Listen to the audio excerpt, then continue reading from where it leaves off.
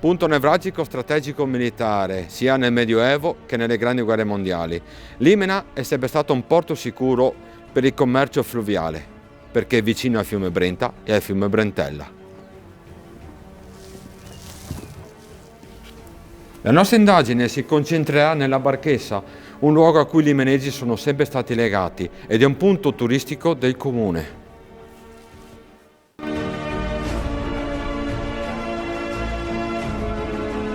La famiglia Fini era originaria dell'isola di Cipro, che fu annessa alla Serenissima intorno alla fine del 1400. Alcune fonti dichiarano che i Fini non fossero in realtà nobili, ma che fossero semplici commercianti.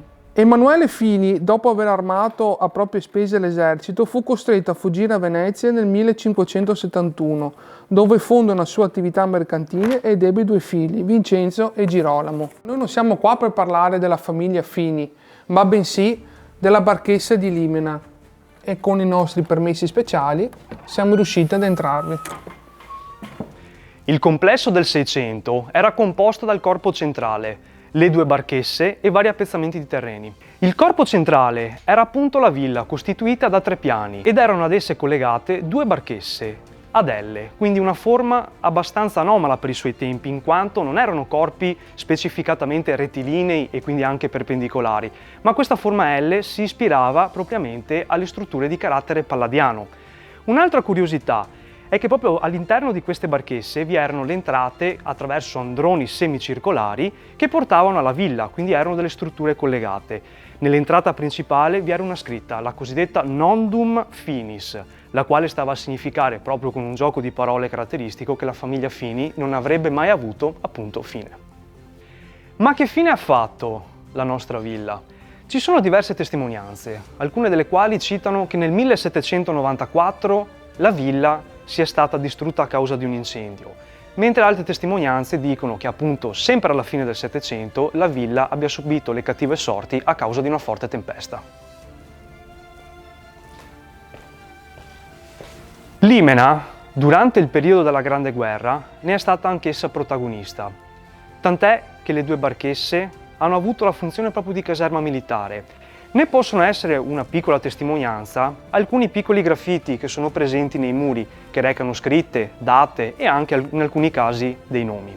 Poi, durante la Seconda Guerra Mondiale, la barchessa ha avuto funzioni di ospedale militare. La motivazione è stata molto semplice. Durante i bombardamenti ci sono stati migliaia di sfollamenti. Pensate che qui dentro sono stati ospitati più di 500 anziani che purtroppo hanno perso casa a causa della guerra. La barchessa nel 1927 e anche negli anni successivi ha subito diverse destinazioni economiche. Nello specifico, proprio nel 27, essa è divenuta una scuola elementare, per esempio. Poi, soltanto nel 1985, ha avuto un'acquisizione da parte del comune dove attualmente si ospita la sede municipale. Quindi per la villa ci sono state diverse sorti. Prima una scuola, prima ancora una caserma, poi un ospedale civile, un ospedale militare e via dicendo. Oggigiorno ha subito anche degli importanti restauri che ha restituito la magnificenza di questo posto.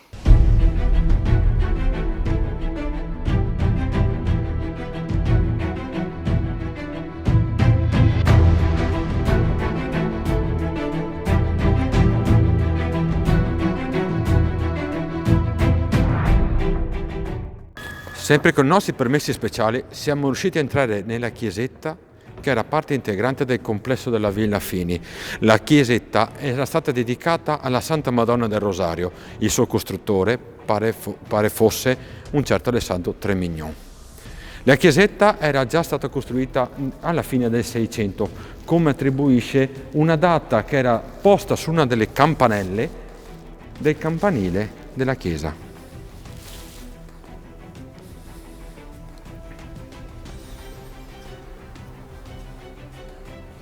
Di questa chiesetta girano parecchie voci. La prima è che questa chiesetta sia attualmente sconsacrata, però sorge una domanda. Come può una chiesetta sconsacrata contenere delle reliquie poste all'interno di questa teca? Oltretutto, nel 1796 padre Pio VI fece un'indulgenza plenaria proprio all'interno di questa chiesetta. Nei pressi dell'oratorio era situato un piccolo cimitero. Ne rimane testimonianza la croce che delimitava questo luogo sacro. Le cronache ricordano solo la sepoltura di Giovanna Bordina, il cui marito Battista Bordina aveva in affitto dei Fini 13 campi e la fornace.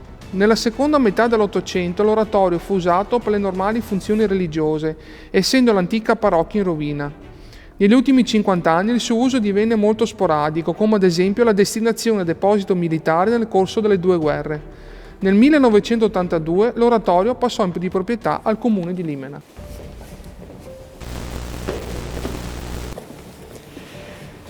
Bene, cari spettatori, con oggi vi abbiamo narrato una parte della storia di Limena e di quello che è il suo luogo più caratteristico probabilmente. Per quanto riguarda noi non ci resta altro che chiuderci dentro in quanto ci aspetterà una notte di indagine.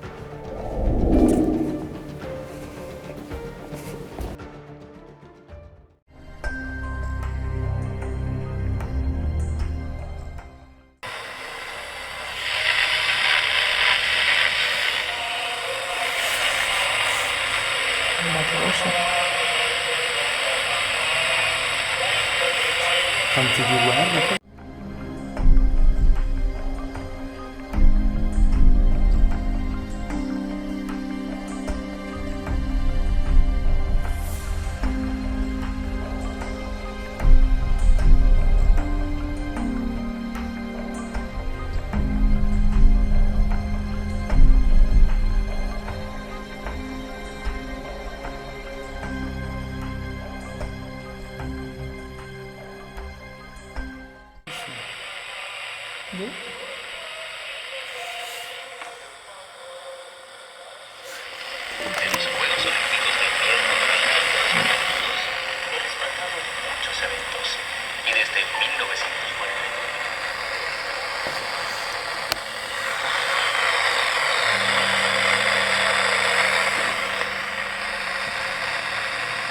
Poi la mettiti in centro. Puoi dirci anche come ti chiami.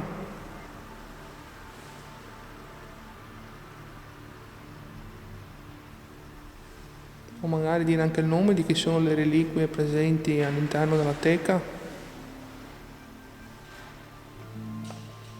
Prova a avvicinarti a quella luce rossa.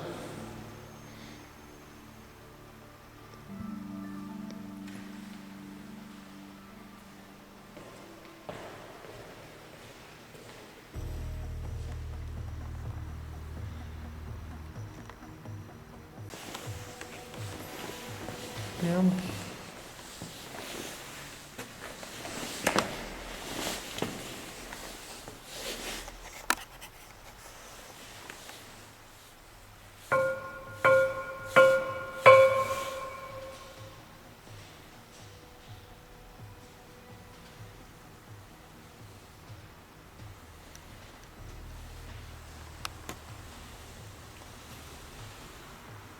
Non c'è neanche un erede dei Fini qua, visto che la chiesetta faceva parte del complesso della villa.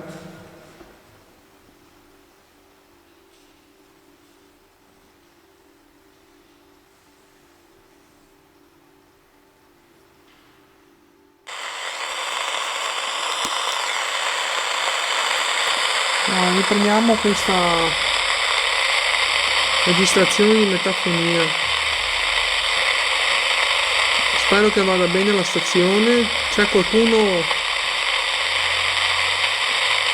che vuole dirci qualcosa tramite la radio? Siamo in questa parte di una villa che era presente fino a metà del 1700.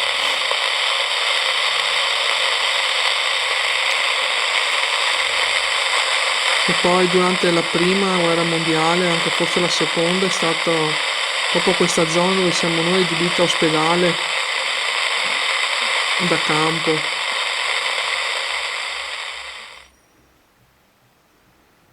Si è venuto a vedere i disegni che hai lasciato nella parte vecchia della barchessa. Abbiamo trovato sul muro di là, nel magazzino. Cos'è il ritratto della tua amata?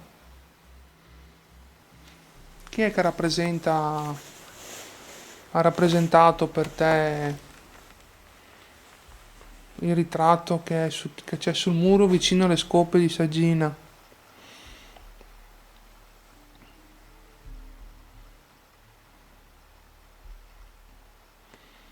O se c'è qualcuno che può dircelo.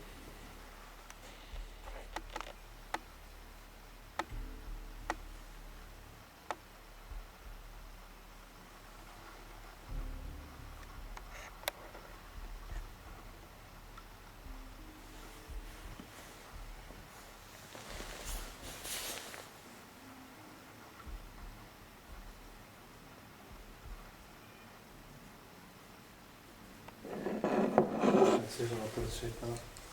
Sì.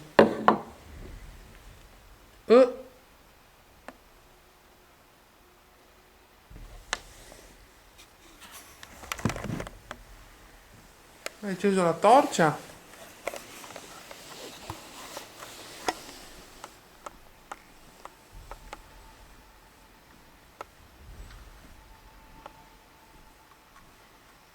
Adesso prova a spegnerla però. O sei venuta a vedere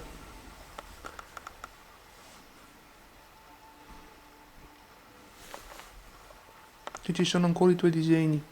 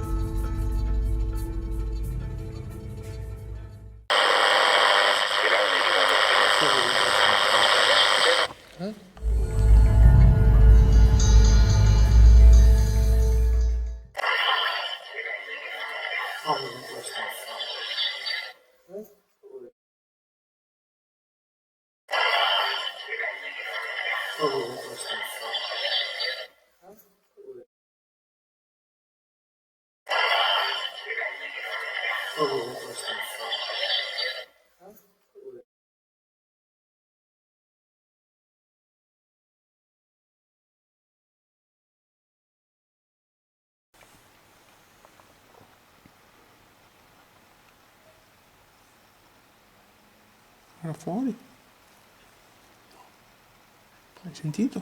Sì.